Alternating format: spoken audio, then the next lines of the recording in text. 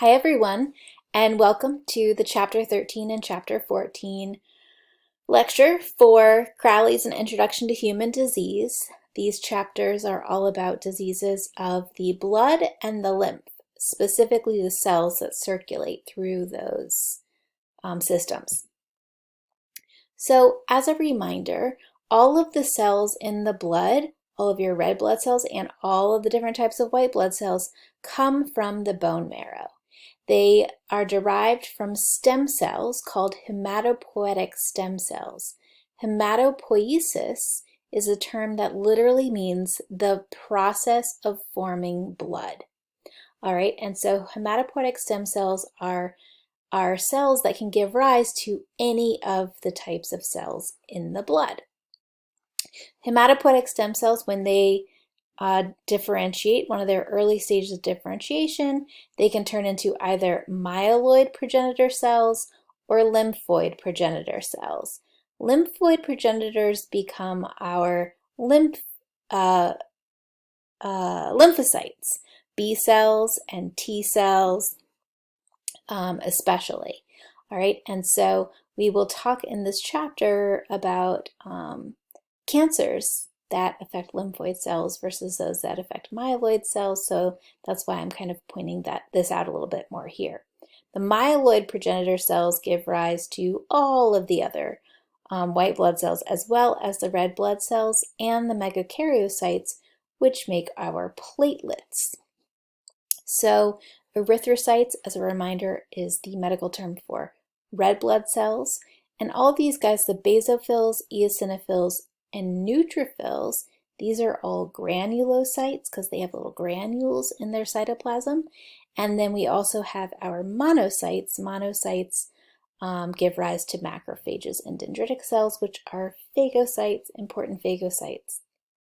So just another reminder that white blood cells, so erythro means red, so erythrocytes are red cells, and leuco means white, so leukocytes are the white blood cells, and all of the ones in this orange box here are part of the white blood cell system. So white blood cells, all blood cells originate in the bone marrow. White blood cells, a majority of them are found in the lymphatic system, but the lymphatic system also does feed into the circulatory system, so we also have a lot of white blood cells that circulate in the blood. But most of the cellular components in blood are red blood cells, erythrocytes, and platelets. So just to sort of kind of show you those proportions in this table here, most of the components, and these are listed in terms of by their concentration. So the factors in your blood that are the highest concentration, that make up the most number of components, are by far the red blood cells. You have 4 to 6 million red blood cells in a microliter. You have about 250,000 platelets in that same microliter. Platelets, we'll talk about, are important for clotting, for blood clotting. Erythrocytes, red blood cells, are really important for transporting oxygen. That's really their primary role, is to get oxygen to all the different cells so they can do cellular respiration. Then we have all of these white blood cells here. So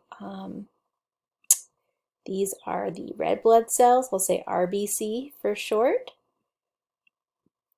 And then all of these guys are white blood cells, or WBCs for short. All right, so neutrophils are the most abundant of the white blood cells. These guys are really phagocytic. They're sort of the first responders. They patrol the blood, and then if there's an injury, they will chemotax. They'll be attracted by chemicals secreted by the injured cells, and they'll phagocytose or swallow bacteria at that site, and then they promptly die. They have a very short lifespan. You'll notice a few hours to maybe a few days. So when you get an infection and it's pussy, you've got a lot of pus, that's actually due to dead neutrophils. Platelets don't last very long either. They're constantly being regenerated. And even erythrocytes have a short lifespan, so they last for about 4 months. You're constantly making new red blood cells, which is why you can donate blood, because you will replenish those blood cells that you lose. Red blood cells, we'll talk about the cycle of recycling red blood cells. So we do break them down and reuse the parts to make new ones. The longest living blood cells are the lymphocytes. These are our B and T cells, and they can live for years. Our memory B and T cells can live on for years, and they're part of the adaptive immune response. We've got our T cells, the helper variety, and also the cytotoxic ones that kill infected cells. And then we also have the B cells, which produce antibodies. So I'll just put a little T and B here for us to remind us those are B and T cells.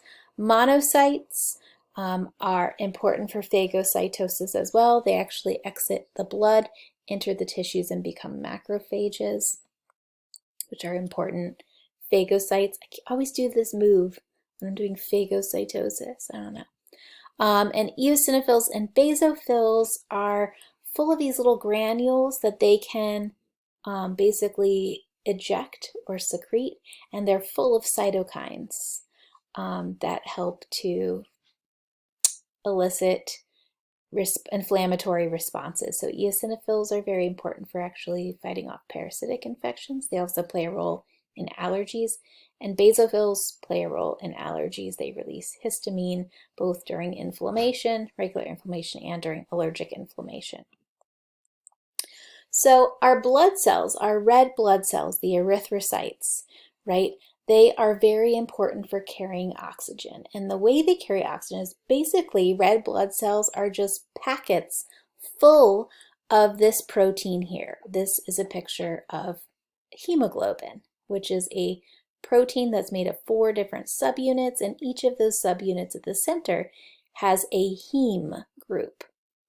We call it a heme group. This is what the chemical structure of heme looks like. And at the very center, there is an ion of iron. Fe is the chemical symbol for iron, and it has a 2+ charge. So the iron is the part that oxygen is attracted to.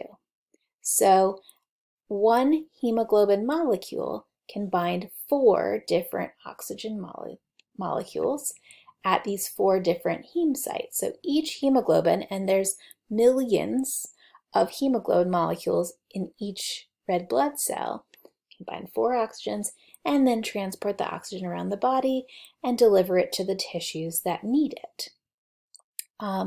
So this heme group is really the functional part of the hemoglobin molecule.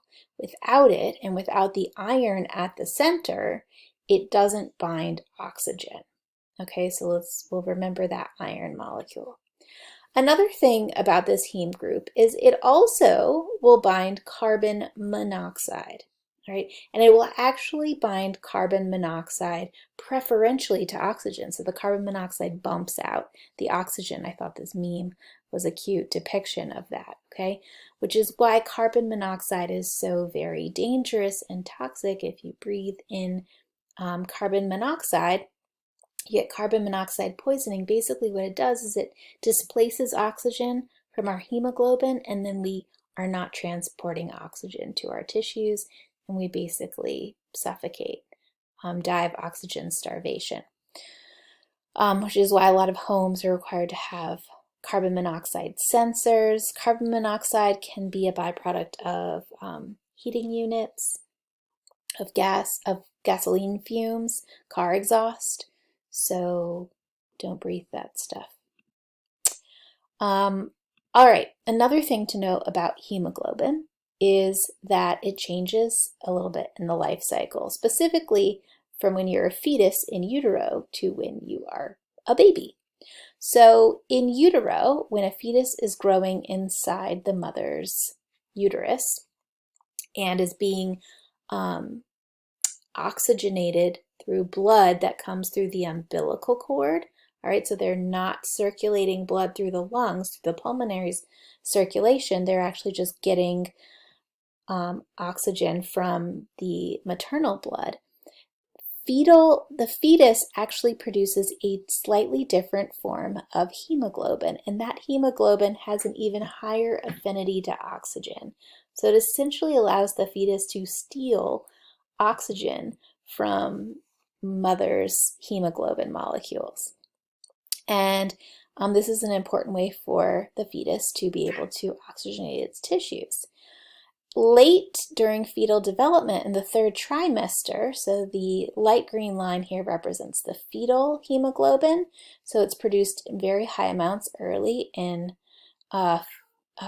fetal development, but around the start of the third trimester here, we start seeing a decrease in the amount of fetal hemoglobin and an increase in the amount of adult hemoglobin that's made. And so in that third trimester and at birth, that the fetus is in the process of destroying the fetal hemoglobin or degrading the fetal hemoglobin and making new hemoglobin, adult hemoglobin, sort of trading out, transitioning between the two.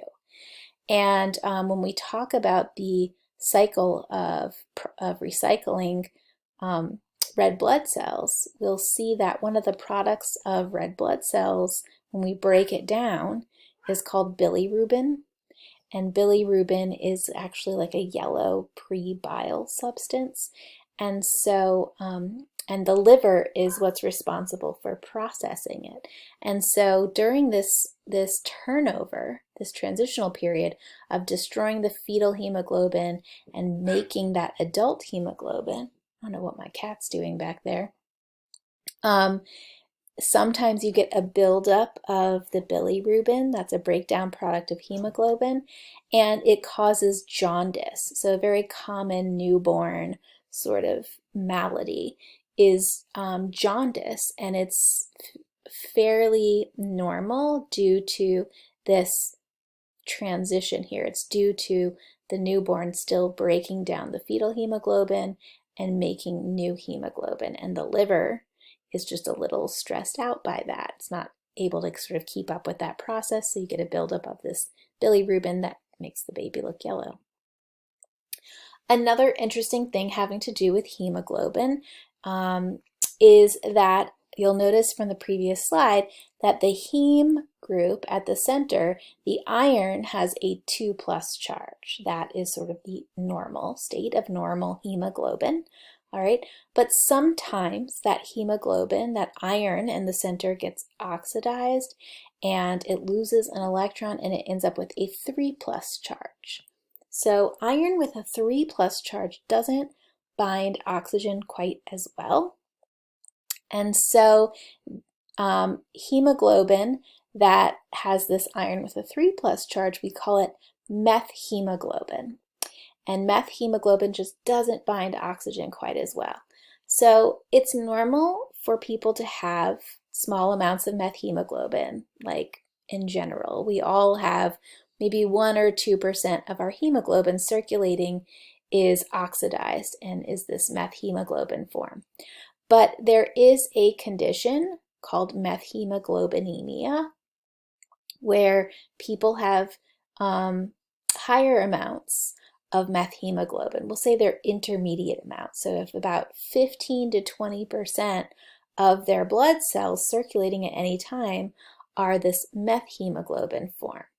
And the methemoglobin form is a darker color. This is normal arterial blood color, is a bright red oxygenated hemoglobin. All right, methemoglobin is more the color of blood that's in your veins. It's a very dark purple, red, maroon color. Okay, so it looks a lot like the blood in your veins, and we know blood in our veins looks blue through our skin. All right, so people with methemoglobinemia have an actual natural bluing of the skin. They are cyanotic essentially all the time. But it's a low enough oxygenation level to have them turn blue, but it's not so low that they actually have problems getting oxygen to their tissues, sort of like a happy medium amount. And it literally tints their skin blue. So this is just like an artificially colored blue hand, but this is a photograph, famous photograph of a family named the Fugates from Kentucky back in the early 1900s. This is an autosomal recessive condition, so it is only present, it only is expressed if somebody has 2 copies of the gene, and it's much more likely to have 2 copies or to pass on a recessive gene when you have inbreeding, when people who are related are having babies together. And in the early 1900s, in a lot of rural towns in many countries, but certainly in the US, people would, they'd have their babies, they raised their kids there, everyone stayed where they were born. And so you would get these towns where like a couple of families would come in, and they would like sort of colonize or start a new town or village and then populate it with all their offspring. And so they were inherently somewhat inbred. They had smaller gene pools. And so this gene happened to end up in this town and in this family. And so there were a lot of members of the family that had this condition, methemoglobinemia. Ironically, the way you can treat methemoglobinemia is by injecting people with a blue dye called methylene blue, which is so counterintuitive because you wouldn't think that a blue dye would take away the blue. But this blue dye happens to catalyze the reaction that makes that iron 3+ get reduced to iron 2+, and so it returns to normal hemoglobin. I just think that's a fun condition. Now, if the methemoglobin levels get too high, like if they're over 30%, then you start having ischemia. You start having trouble oxygenating your tissues, and it's a problem. But there's this sort of happy middle window where you don't have any problems getting oxygen to your tissues, but you do have discoloration of the blood and therefore of the skin. All right, so red blood cells, RBCs, they are recycled in the body. So they only live for about 4 months. They are made in the bone marrow. Erythropoiesis is the process of making red blood cells in the bone marrow. They circulate in the blood for about 120 days. And then when they start getting old and aged and getting a little damaged, I think of like, clothes or books or something, or shoes that you've worn for a while. They've got wear and tear. Okay, the spleen is sort of the organ that filters out, sort of recognizes the red blood cells that have a lot of wear and tear and pulls them out of the system. And there are special macrophages in the spleen that actually phagocytose and digest these red blood cells, all right, into lots of parts, into amino acids, into iron, and into bilirubin. That's one of the byproducts of digesting the hemoglobin. So bilirubin, I highlighted it in yellow to indicate that it is kind of a yellow-green substance, pigment, and it gets sent to the liver, and the liver breaks it down, turns it into bile, and bile is that same color. It's like a lime green color. And bile is excreted both in the feces and also to some extent in the urine.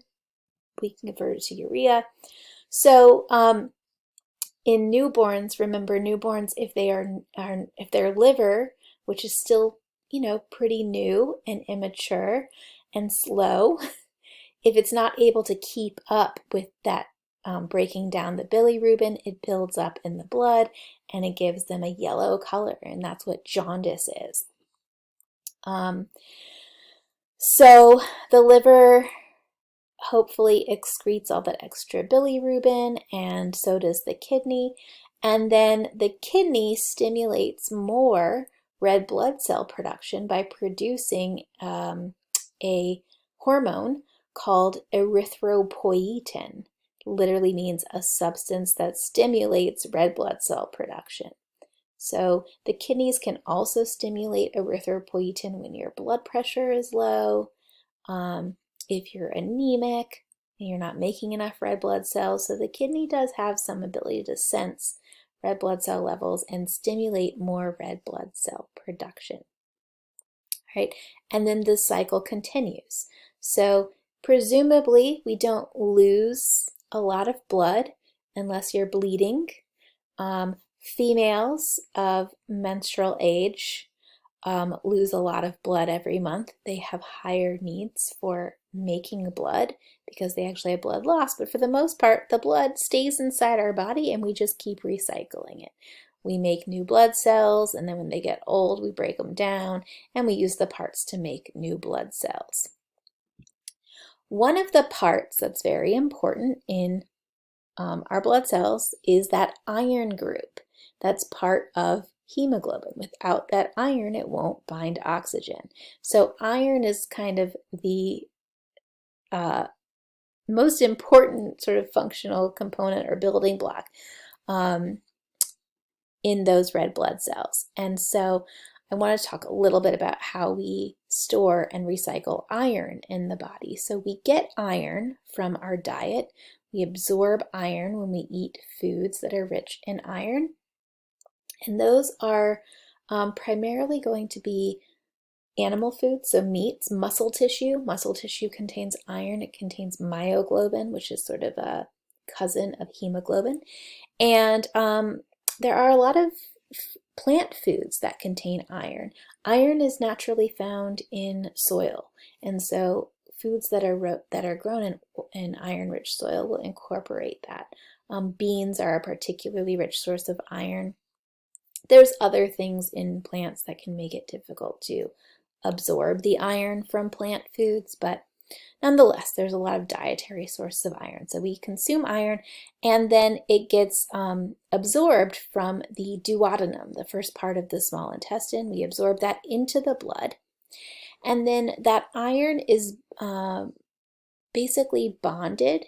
It becomes bound to a protein in the blood called transferrin. And transferrin is the protein that basically allows us to transport iron around the circulatory system. So transferrin will take iron to the blood where we can, to the bone marrow, where we can use it for erythropoiesis to make new red blood cells until those red blood cells get destroyed in the spleen by the macrophages in the spleen. And then that iron goes to the liver, where it can be stored in the liver by a different protein called ferritin. So ferritin is the storage form of iron. It's how we store iron, and transferrin is how we transport iron in the body.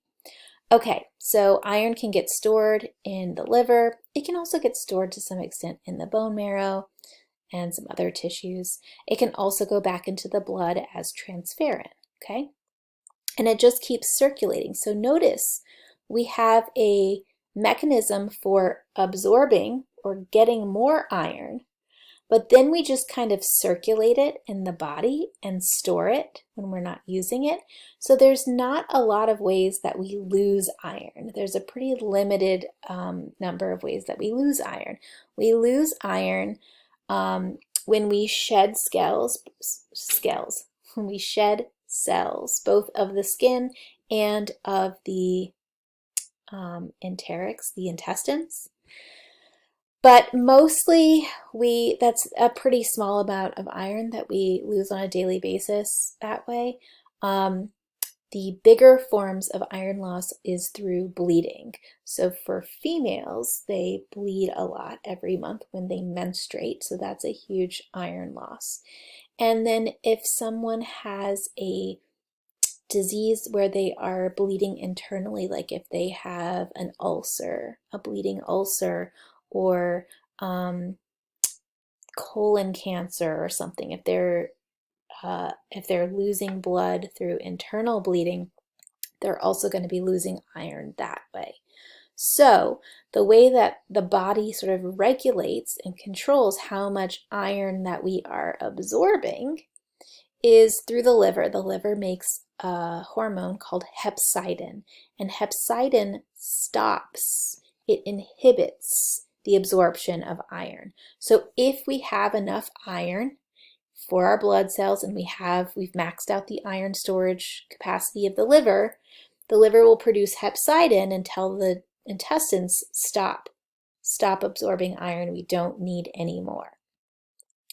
And that's because too much of a good thing is a bad thing. So yes, we need iron to make red blood cells and transport oxygen, but too much iron is toxic, specifically to the liver. And so iron toxicity is a thing. The two main forms of iron toxicity, and I didn't write them down, so I'll write them here. One is a genetic form. The genetic form is, these are people who, I can't remember the actual mechanism, maybe they don't make enough hepcidin or something, but they tend to overstore, they can become overloaded with iron, and that's called hemochromatosis. Hemochromatosis.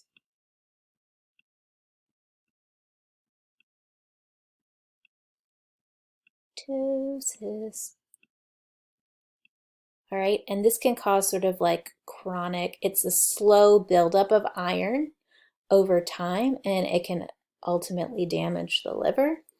And so people who have this condition, they have to have their iron levels checked, and they might need to actually be bled. I know that, when we think about like historically in medicine, before we even really understood anatomy and disease, one of the common treatments in the early days was bleeding patients. When they were sick, they thought like, oh, if we just that the sickness is somehow in their blood, and if we just remove the blood, we'll remove the sickness. But that was like largely, hooey. And but bleeding is actually a treatment for people with hemochromatosis. It's the only way to remove iron is to actually remove their blood. So remove their blood can help to reduce the amount of iron, and then they'll make new blood cells and use up some of those iron stores, so they don't have so much iron hanging out in their liver. The other form, the non-genetic form, the sort of, I guess, dietary form, I'll call it iron toxicity. And this can happen, this is a more acute form of iron toxicity, and this is if you consume a large amount of iron. Now this is nearly impossible to do, probably impossible to do just from food, if you're eating food. Toxicity, okay? But it is very possible to do if you are taking iron supplements. Now, it's much less common in adults because adults can read labels and they follow directions and they take their iron pills as they're told to. The biggest danger and the most deaths from iron toxicity occur in small children, children under the age of 6, who are taking iron-containing vitamins, especially if they get their hands on those vitamins and eat them as if they are candy. So a lot of children's vitamins come in gummy form. I know as a kid I took Flintstone vitamins and loved them, and I would occasionally sneak an extra one when my parents weren't looking because they were so yummy and delicious. Because I didn't understand that they were not candy, they are essentially medicines, and that They're very high doses of vitamins, some of which can be toxic. A lot of children's vitamins now just don't contain iron to reduce the likelihood of iron toxicity. But for sure, if you're giving your kids supplements, especially if they contain iron, make sure that they are out of reach of the kids, that they can't get their hands on them, because those child-proof lids are never child-proof. And also make sure that they understand that vitamins are not candy. Even if they look and taste like candy, they are medicine, and taking too much medicine can be very, very dangerous. All right, so that is a bit about iron. Okay, so iron is important for, just a quick review here. Iron is an important component of the heme group, which is an important component of hemoglobin, which is basically the whole reason for having red blood cells. Okay, so there are a number of different red blood cell disorders that we will go through in this chapter. We'll talk about pancytopenia and aplastic anemia, which is that's actually a deficiency of all the cells. So I shouldn't actually categorize that under red blood cells. It's a deficiency of red blood cells, white blood cells, and platelets. Polycythemia is too many red blood cells. And anemias, and there's many of them, so I put an S there. There's several different forms of anemia. Those are deficiencies or a lack of red blood cells. And I will, when I talk about anemias, use some of these terms. So red blood cells, we can talk about these diseases. They kind of insinuate that it's just about numbers of red blood cells, but there's also a lot of sort of malformations of red blood cells, and this is just a handful. There are other weird shaped red blood cells that can form as well. A normal red blood cell would be called normocytic. A enlarged red blood cell is called macrocytic. A small red blood cell is microcytic.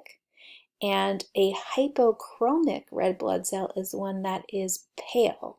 It has a deficiency of color. That's what hypochromic means. So it's paler than a normal red blood cell due to a lack of iron and hemoglobin. One of the malformations or shape anomalies that we'll talk about is, of course, sickle cell anemia, where the cells are sickle-shaped or kind of crescent-shaped. A sickle is like a farming tool for cutting wheat. There are also some diseases of white blood cells that we'll talk about. Infectious mononucleosis, I actually didn't make a slide for. It is a viral infection that affects your white blood cell numbers, and it causes enlargement of the spleen. That's that. We're mainly going to focus on the leukemias and the lymphomas as diseases of the white blood cells. And we'll also talk about diseases of the platelets, those little cell fragments that are involved in blood clotting, thrombocytopenia, and as well as some other blood cell disorders that have to do with clotting factors that also play a role in clotting.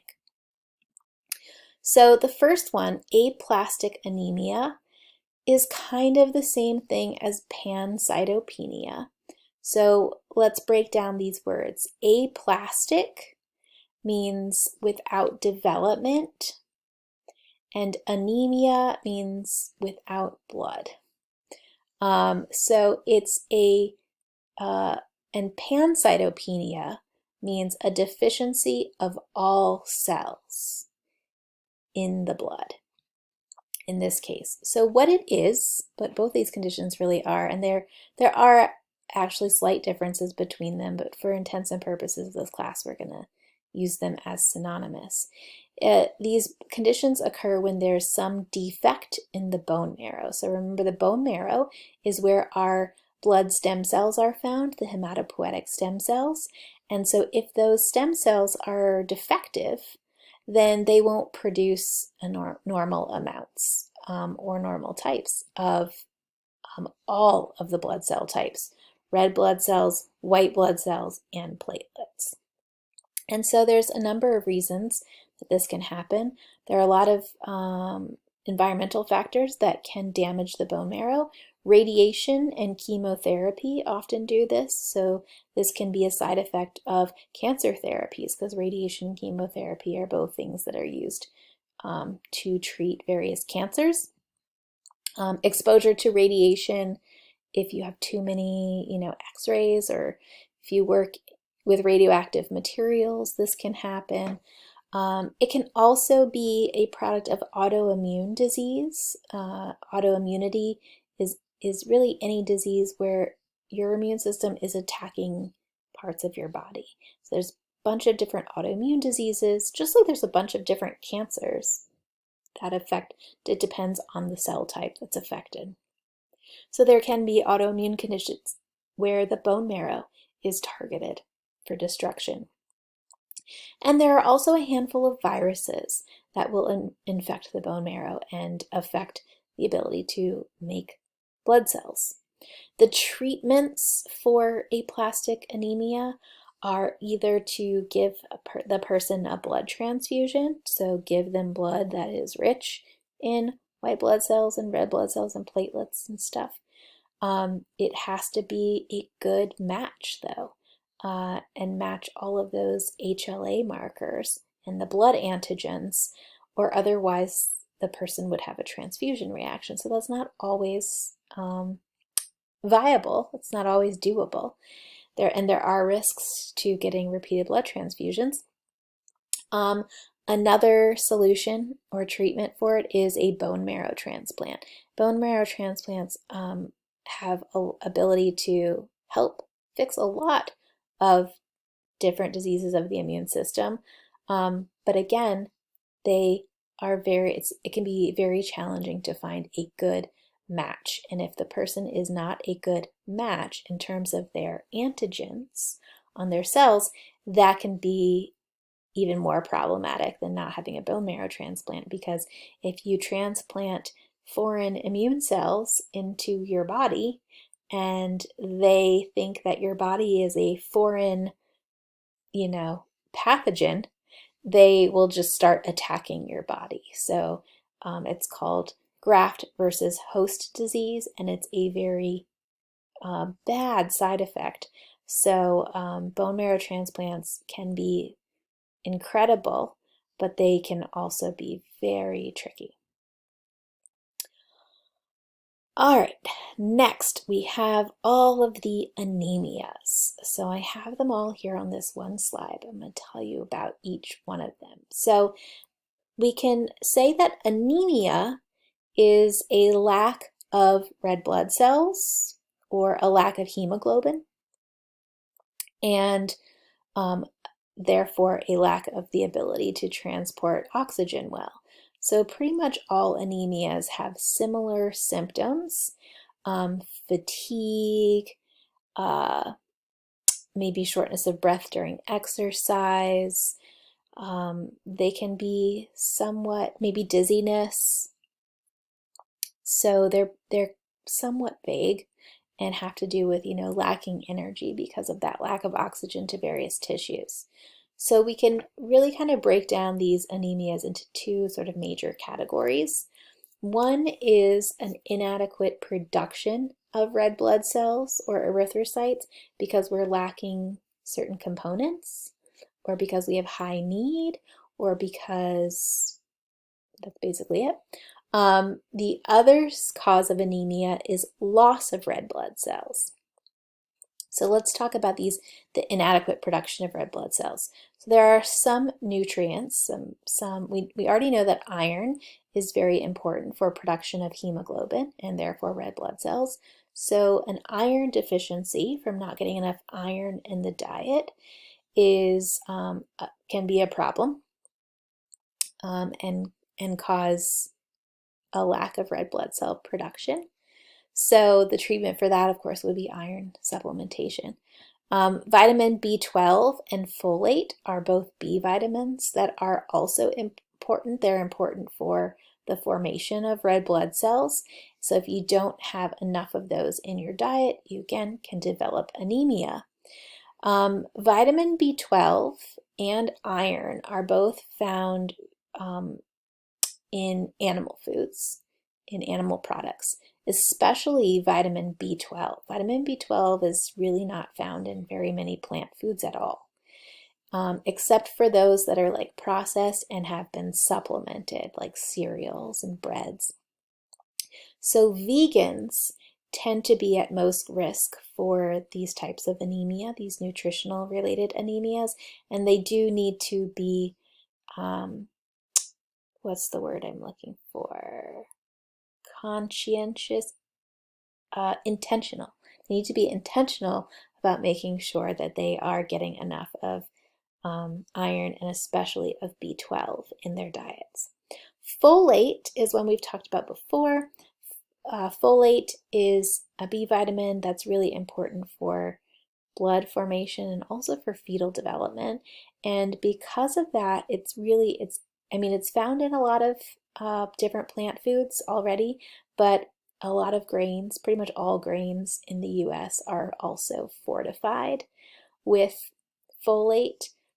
Pretty much any like processed food that's a grain product, like Pop-Tarts, cereal, whatever, they all have folate added to them.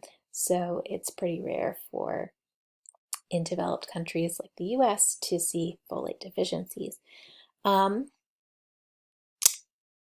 B12 is also, by the way, important for neurons and neuron development. So B12 deficiency will cause something called pernicious anemia, which is anemia. So you have all the symptoms of anemia, but also sometimes you'll have these like cognitive, like loss of memory or confusion, neurological side effects as well. Pernicious anemia. So another thing that's can affect these nutrients is not just whether you're eating enough of them, whether you're consuming enough of them, but whether you are able to absorb them properly. So I have IBD, inflammatory bowel disease. Any type of inflammatory bowel disease is going to reduce your absorption of vitamins and minerals. And so even if you're eating plenty of iron and B12 and folate, if you have inflammatory bowel disease, you might not be absorbing it. So there are also other conditions specifically with vitamin B12. There's a protein that is necessary, that's made by the intestines, that's necessary in order to absorb B12. And we tend to lose production of that as we age. And so, in addition to vegans, elderly people are also very prone to developing vitamin B12 deficiency because of an inability to absorb it. And so, for them, it's not going to be enough to eat it. For vitamin B12 deficiency, it's often B12 is given as injections, particularly for people who have that pernicious anemia, can't absorb it properly. Another time where we need more red blood cells, or we need to make red blood cells and we're producing a lot of red blood cells, is when we're undergoing growth spurts. So this is pretty much like throughout infancy and early childhood. You're growing very fast, you're increasing your body size and therefore increasing blood volume. So your blood needs are greater, it's easy to become anemic during those times because your needs, your production needs are higher. Also, during pregnancy, pregnancy is another sort of growth spurt where you are increasing your blood volume, need to make more red blood cells, and you may not be keeping up by making adequate numbers. And then another one is, I want to call it exercise anemia, but that's not quite right. But if you are, this happens a lot in high school athletes, where you take off the summer, maybe they're not doing their training runs or something during the summer, and then they start track and they kind of go from like fairly sedentary to all of a sudden very active, and they're building all this muscle and they're needing to utilize that oxygen for their exercise very quickly, and so they start producing more red blood cells, but there's like a little lag period where they're spend a couple of weeks being maybe a little bit anemic because their red blood cell production hasn't caught up to their exercise needs. And then lastly in this category, we have kidney disease and liver disease, because let's remember that the kidneys and the liver are very important in the process of red blood cell production. So the liver is important for both, well, it's important for making sure that we are absorbing iron and storing iron, and it's also important for that process of recycling red blood cells, breaking them down. So the liver can be problematic then. And the kidneys, remember, make erythropoietin, abbreviated EPO, which stimulates red blood cell production. So when those organs are not working properly, it can also affect our red blood cell production. On the flip side,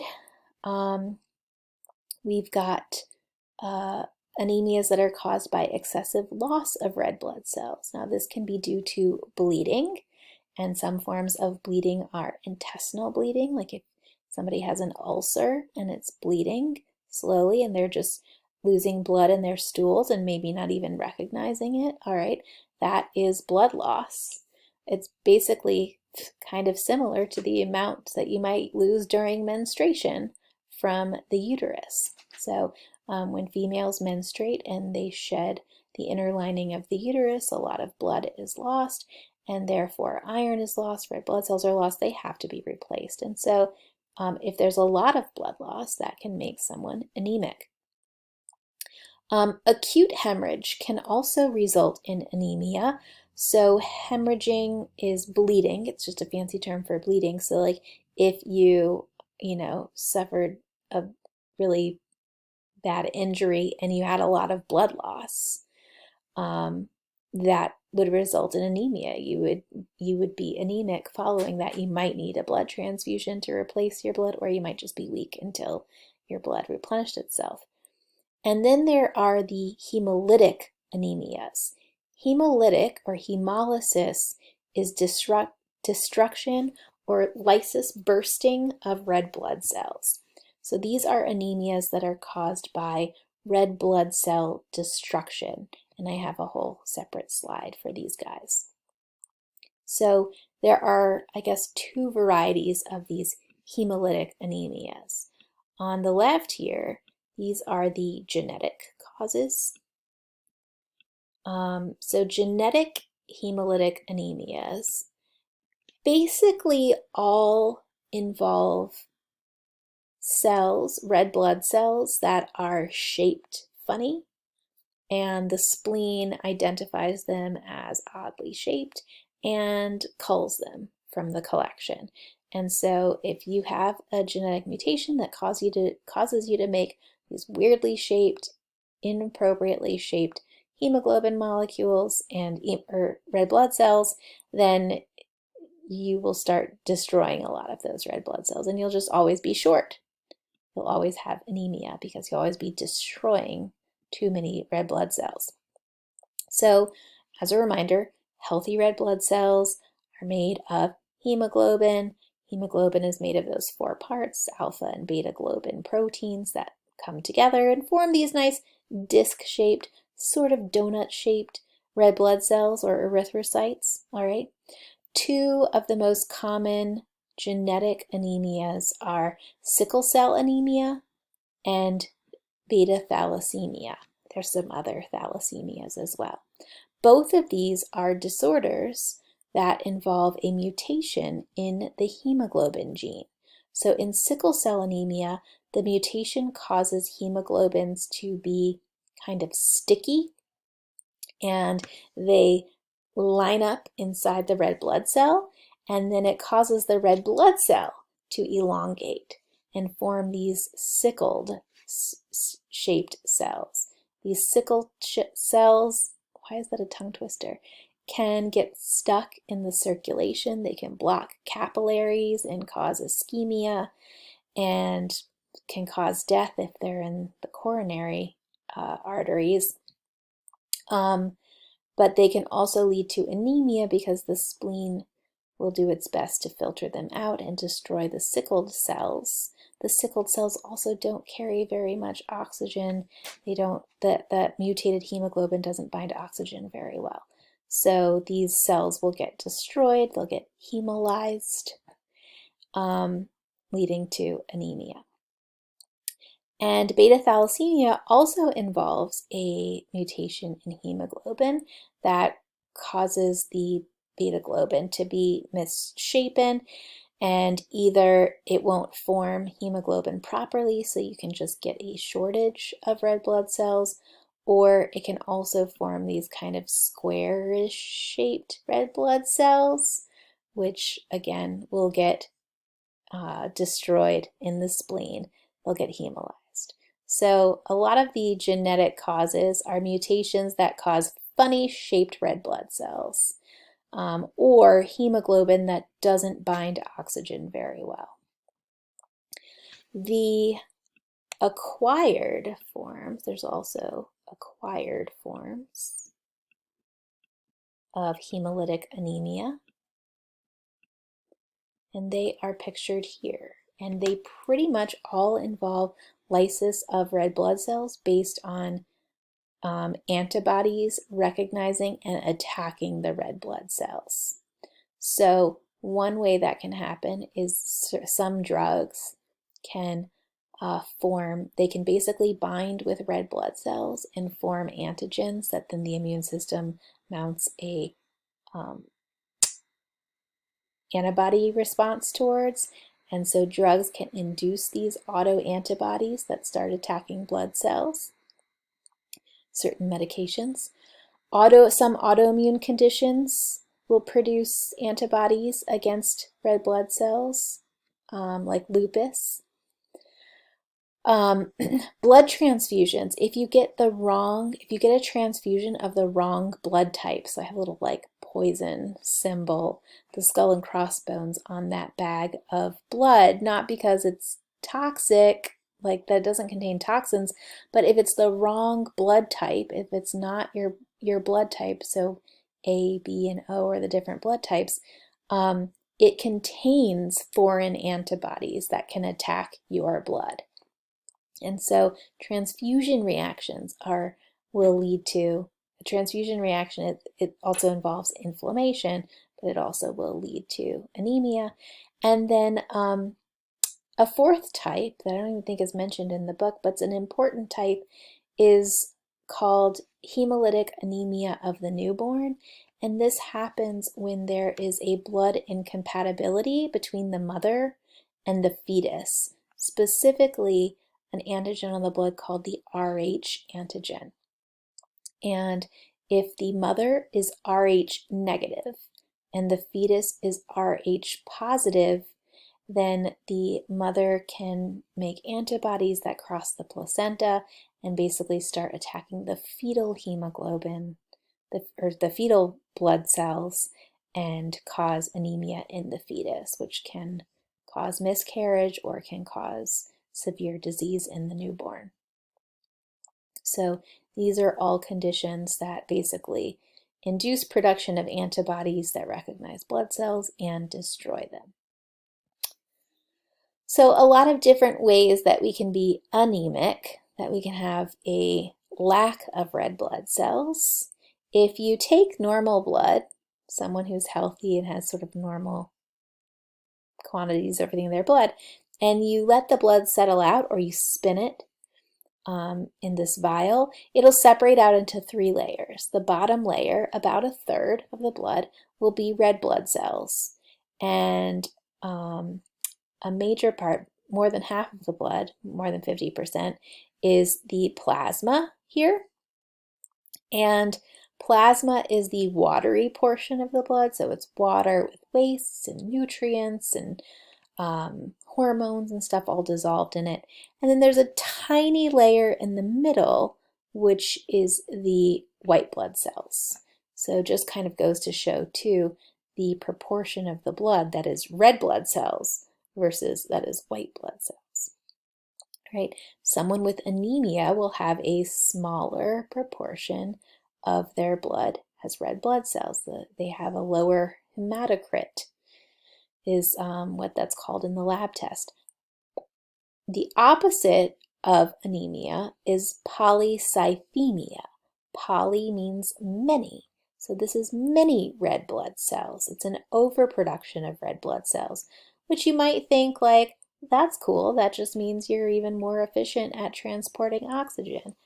Okay, sometimes maybe, but generally there's the rule of thumb is too much of a good thing is not always a good thing. And too many red blood cells can result in clotting and blockages. So it's not really a great thing. The two types of polycythemia, there's primary polycythemia, which is genetic, just a genetic mutation that leads to overproduction of red blood cells. This is also known as pre-leukemia because leukemia is a cancer of the blood cells. It involves overproduction. And so the mutation that leads to overproduction is sort of like a precancerous mutation. Just one more little mutation there will send it over the edge of proliferating too much. So that would be primary polycythemia. Secondary polycythemia is overproduction of red blood cells. It's not due to a genetic disorder, but that's like sort of a side effect of some other condition. Really, it's a response to low oxygen levels.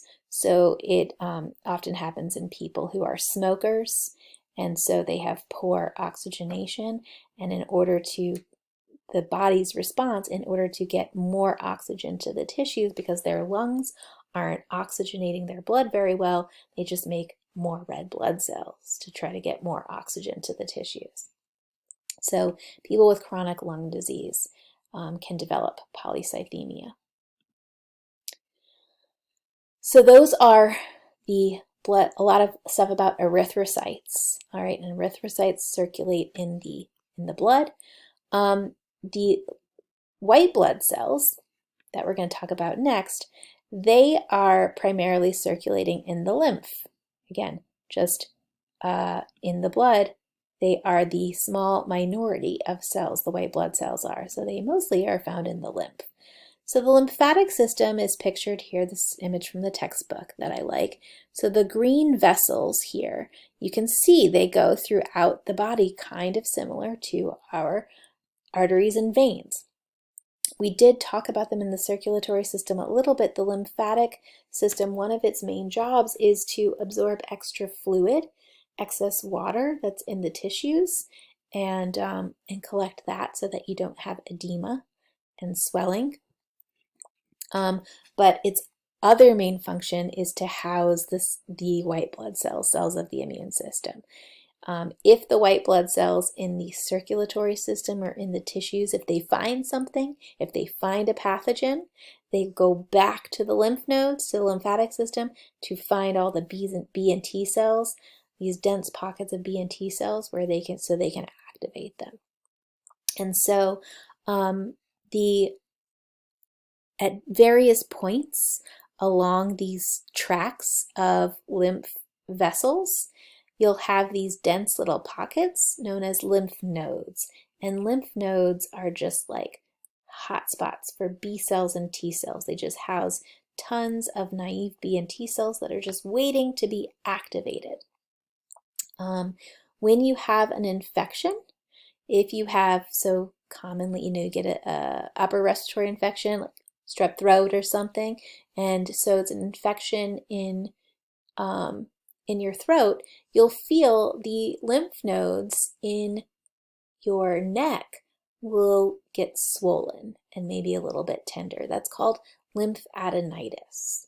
Lymphadenitis is the swelling of lymph nodes when there is an infection nearby, in a tissue nearby, because all the cells in that lymph node, that's where the macrophages, maybe in your throat, they phagocytosed, I did it again, phagocytosed some of the strep bacteria, and then they went into the lymphatics, went to the closest lymph node, and started activating B and T cells there.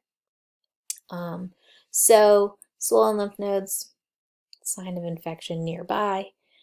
and lymphadenitis is the word for that. Okay, so and one of the main concerns of the lymph cells, these white blood cells, is if they are over proliferating.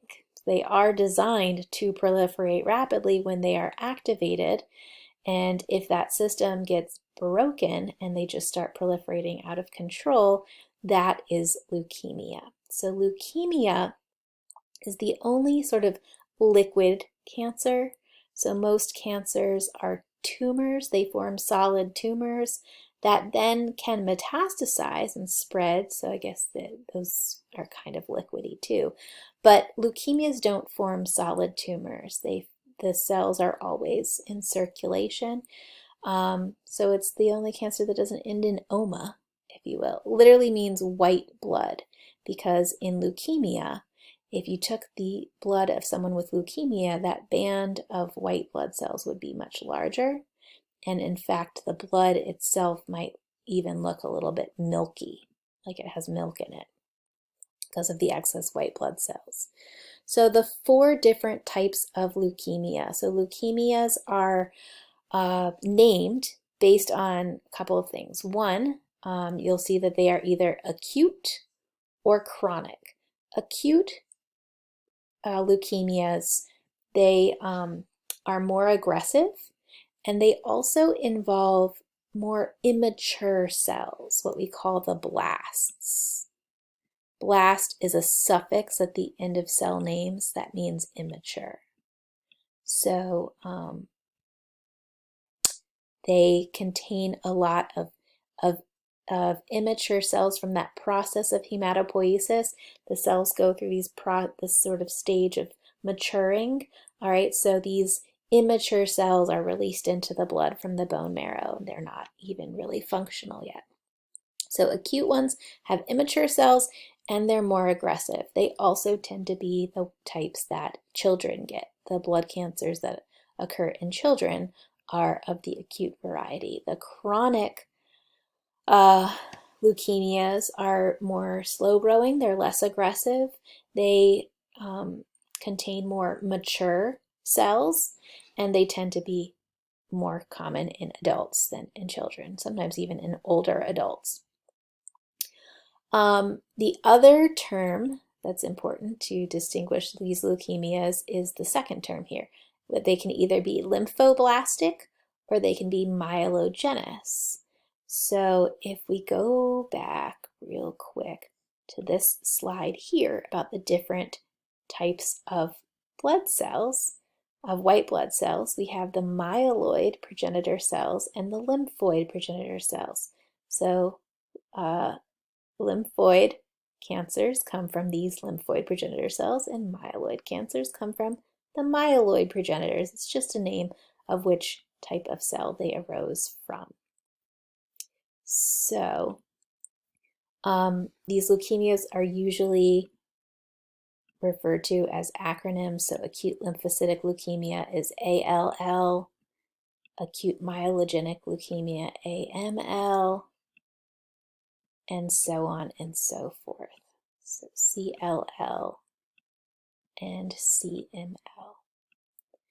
Now, leukemias have a number of different ways to treat them. There's chemotherapy, there's radiation, there's bone marrow transplants.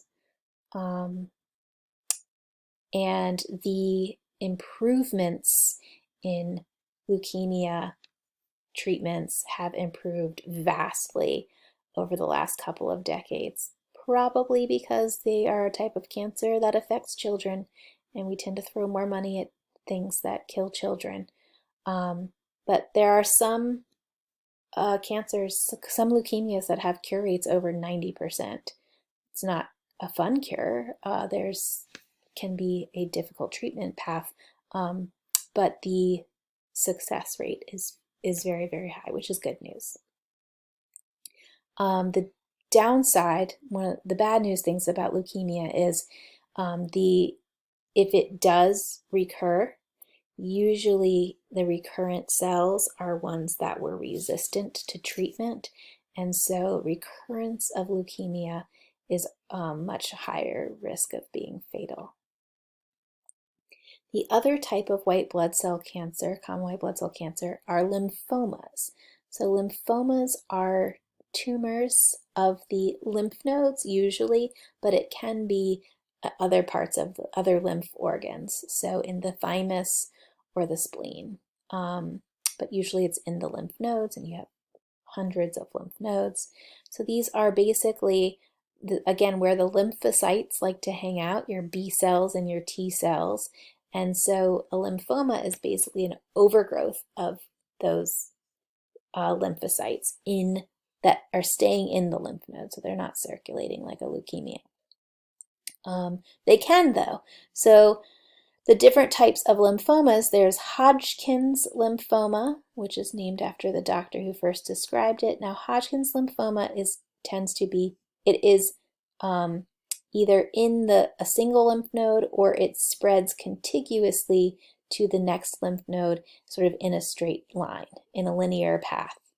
Okay, and it does not spread outside of the lymph nodes. All right, non-Hodgkin's lymphoma can spread, sometimes spreads, doesn't always spread, but it can spread, and when it does, it can do it in a non-contiguous way. So not just from lymph node to lymph node, it can spread out of the lymph nodes. Another thing about Hodgkin's lymphoma is they have, I forgot to put it on this slide. Go back. Is that Hodgkin's lymphoma, they have these special cells, not special, they're called Reed-Sternberg cells. Reed-Sternberg cells, and they look kind of like eyes. They are binucleated. So they look like this. Like twin cells, like mirror images or something. So the presence of Reed-Sternberg cells is, when a pathologist looks at a biopsy, is the classic sign of Hodgkin's lymphoma. Now, non-Hodgkin's lymphoma is not two different diseases. There's Hodgkin's lymphoma, and then there's many non-Hodgkin's lymphomas. There's many different types of non-Hodgkin's lymphomas.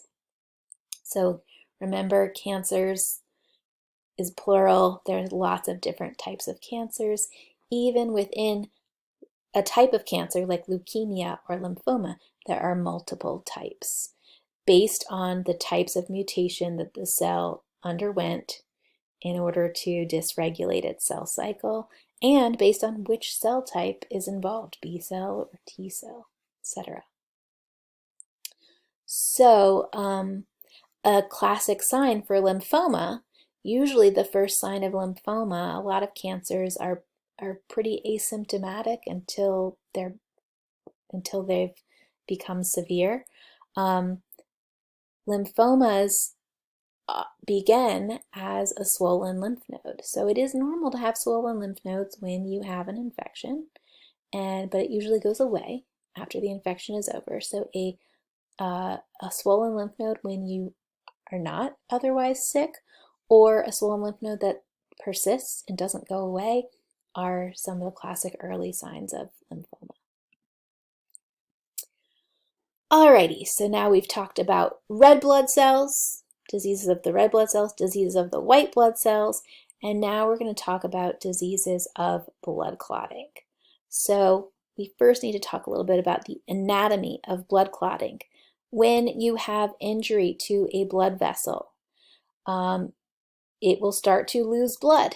You start to hemorrhage, and so the body has a mechanism to stop the bleeding. It's called hemostasis, stopping blood. That's literally what hemostasis means. Not to be confused with the term homeostasis. Hemostasis is important for maintaining homeostasis, that sort of sense of balance, of everything working in balance in the body. Hemostasis is stopping bleeding. The first step of hemostasis, if the blood vessel is injured, is the blood vessel will constrict, vasoconstriction, to try to kind of like just through constriction close up that hole a little bit. But then the clotting process gets triggered, and there's a lot of chemicals. This is a very simplified form. One of the factors that gets activated by vascular injury is called von Willebrand factor. And von Willebrand factor is the thing that it's sort of like the glue that sticks platelets together. So you have platelets flowing through your blood all the time. They're just freely floating through the blood.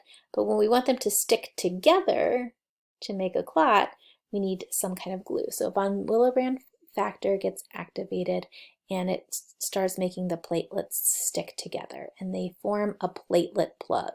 That's step one of homeostasis. It's called primary homeostasis.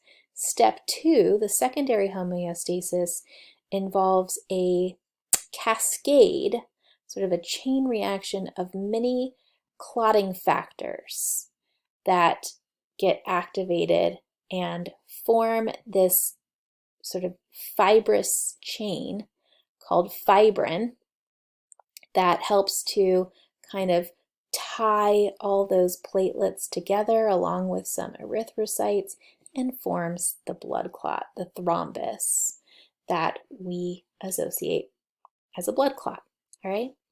And then eventually we need to break up that clot as the tissue heals. We don't want just the clot to stay there. So there is fibrinolysis and clot degradation to round it all out. So this is the normal process. And of course, we do need to have homeostasis of hemostasis.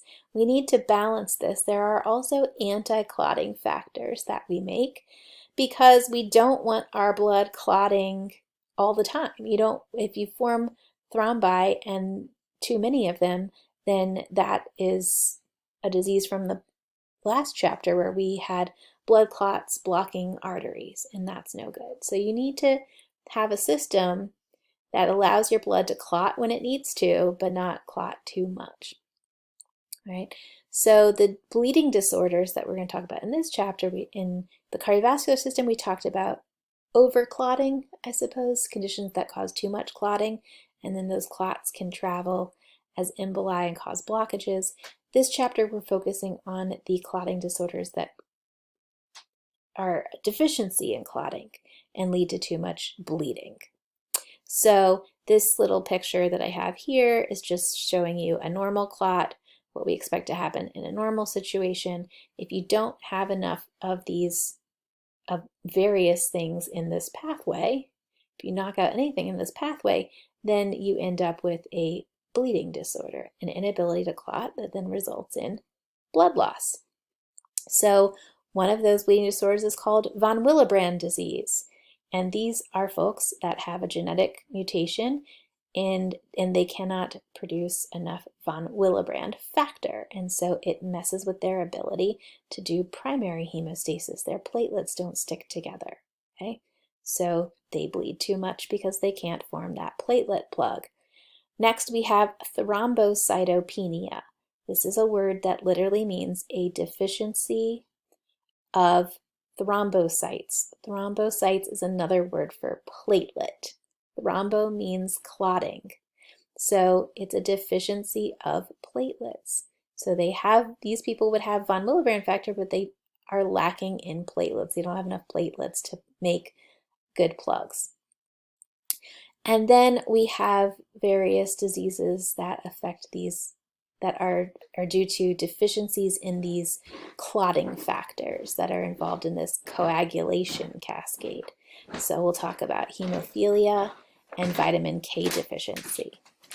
This picture that I have here is a picture of the typical type of bruising or subdermal bleeding that you see in people with these bleeding disorders. You can kind of think of them as having their capillaries are kind of leaky. And so they sustain little, tiny breaks in the capillaries and they can't effectively patch them up. And so they get all these little bruises or little blood spots Teeny tiny ones are called petechia, and almost like red freckles, like a rash. Purpura are a little bit larger, and bruises and ecchymoses are even larger. So people with these bleeding disorders, they'll see a lot of these sort of, looks kind of like a rash, but it's actually bleeding, busted capillaries, and they will also tend to bruise easily. The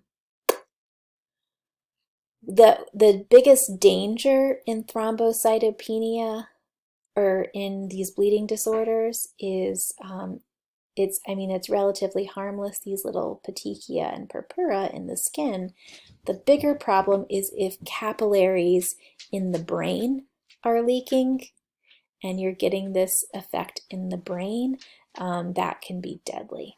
And so we do have to treat these conditions. It's also, dangerous if you have any kind of internal bleeding or large hemorrhaging because you can't stop that effectively.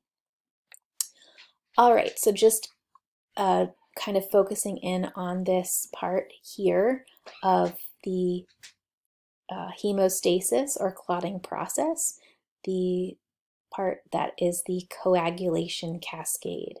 So it can be fairly complex. There's a number of different, I think there's 10 different clotting factors. Maybe I'm wrong, maybe there's 13 because XIII is Roman number 13. There's several, there's like a dozen different clotting factors. These are all just proteins that are made by your liver and circulate in the blood, and when your blood needs to clot, they all start to get activated and lead in this cascade to the formation of a blood clot. There's the intrinsic pathway. This is the one that's triggered when there's internal damage, like to your blood vessels, and there's the extrinsic pathway, which is triggered when there's external trauma. But both lead to this common pathway that ultimately leads to the formation of a blood clot. So we have a couple of clotting diseases that involve deficiencies of some of these clotting factors. Hemophilia is a disease that most people have heard of and a lot of lay people are aware of, where people can't stop bleeding. So hemophilia is a genetic condition. It's due to a mutation that's found on the X chromosome. So it's a sex-linked, X-linked genetic disorder, which means it is more common in males, much, much more common in males, because males have one, or individuals that have one X chromosome, than in individuals that have two X chromosomes. So hemophilia, there's the two main types of hemophilia, hemophilia A and B, are lacking in either, let's see, hemophilia A lacks factor VIII. They don't make factor VIII. VIII is the Roman numeral 8, and hemophilia B lacks factor IX. So the treatment for hemophilia, once it's identified, these factors can actually be injected, can be given as injections.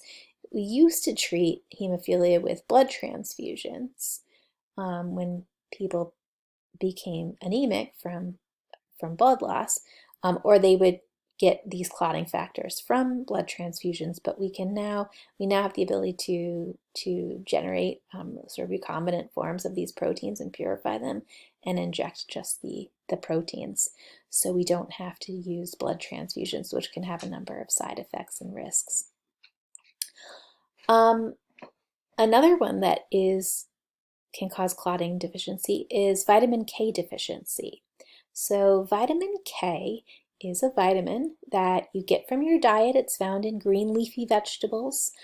But even if you don't like green leafy vegetables, most people still get plenty of vitamin K because of our intestinal bacteria.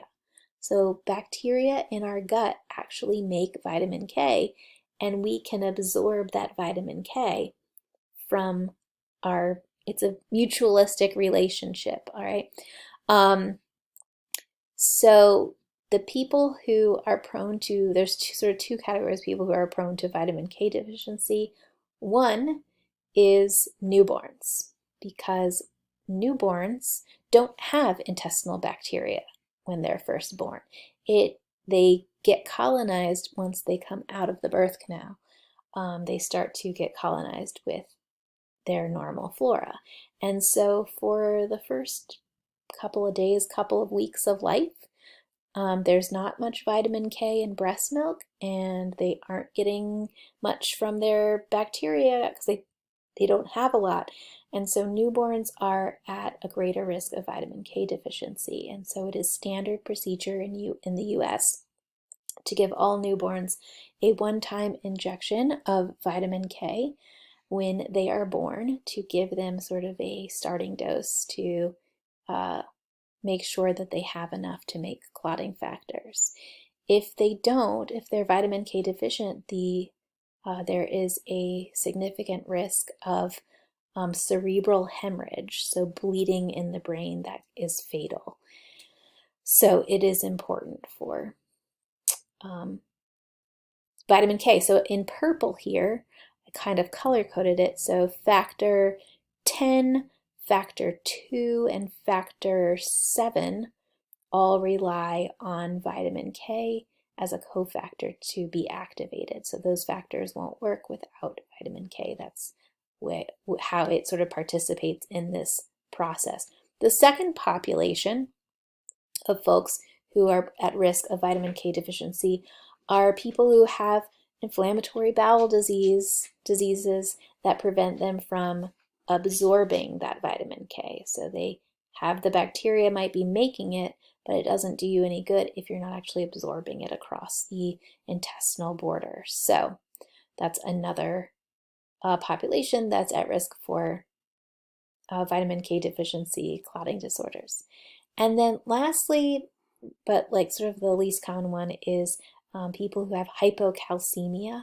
So calcium is important for a lot of things. It's important for our bones, it's important for muscle contraction, and it's also important for blood clotting. So you'll see calcium ions, Ca2 plus calcium.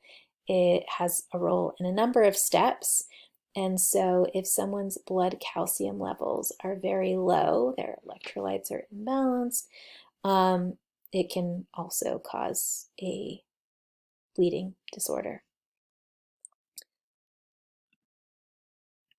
And last but not least, in terms of the disorders, is disseminated intravascular coagulation, commonly just referred to as DIC.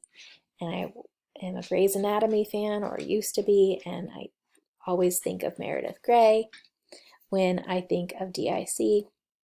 So it's a very paradoxical kind of scenario. So what happens in disseminated intravascular coagulation is you have some kind of trigger, like some fluid or something. Like in the case of Meredith Grey, she was pregnant and she fell and hit her stomach, and there was like a leak of amniotic fluid into her blood, kind of. That's not quite right, but it ended up causing her, it triggered coagulation or blood clotting, like disseminated throughout the blood. And so all these little clots are forming, and when everything is clotting like that, it's using up all your clotting factors and all your platelets. And so then you also have a shortage of platelets and clotting factors because you've used them all up. They've all been consumed.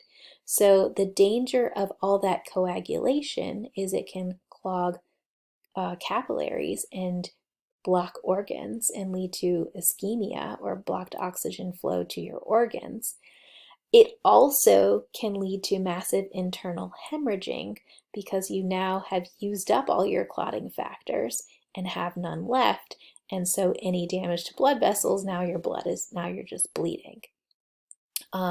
So it's very sort of paradoxical because it's excessive coagulation and excessive bleeding kind of all in one. And it's an acute scenario. that can happen, often happens when people are in shock, like when you're experiencing cardiogenic shock or septicemic shock from bacteria, or necrotic tissue or something that gets into the blood and causes clotting, massive clotting, depletion of all the clotting factors and platelets, and then to bleeding. So it's a very dangerous condition. So the last thing I'll mention is some of the lab tests that are done to measure some of these things and keep track of healthy iron levels and healthy clotting factors. So you can have blood work done to look for the levels of ferritin and serum iron in the blood to determine whether or not your iron is sufficient to keep up with your red blood cell production. So if you have anemia, low red blood cells, and your iron is also low, then that would be iron deficiency anemia. So it can help to distinguish which type of anemia we're talking about. I should also mention, sorry, I can go back. I guess another thing that you can do is blood smears. Blood smears would be a great lab test. These images here are actually of blood smears. These leukemia images are of blood smears. So when you do a blood smear of someone with anemia, you're looking for some of these different types of red blood cells. So iron deficiency anemia results in microcytic and hypochromic red blood cells versus someone who has acute hemorrhaging and had just lost a lot of blood. They would have normocytic anemia. Their blood cells would be normal, just low in number. Vitamin B12 and folate deficiency, because those are important for proper formation and maturation of red blood cells, they end up with macrocytic and megaloblastic, very immature red blood cells. So you should add blood smear to the list of tests here. And then to check for blood clotting ability, there's some different types of clotting time tests you can do. The most basic one is basically you do a little pinprick and then use a piece of filter paper and keep touching it to the bleeding spot to see when it stops bleeding, basically when the blood clots, and you time it to see how long it takes literally for the blood to clot. And that's a pretty general test. More specific lab tests involve collecting the blood and then mixing it with a clotting agent and measuring how long it takes for the blood in the tube to clot. And that's either the prothrombin time or the partial thromboplastin time, the PTT. And it's basically evaluating the quality of blood clotting. That is the end of this lecture. Thanks for watching.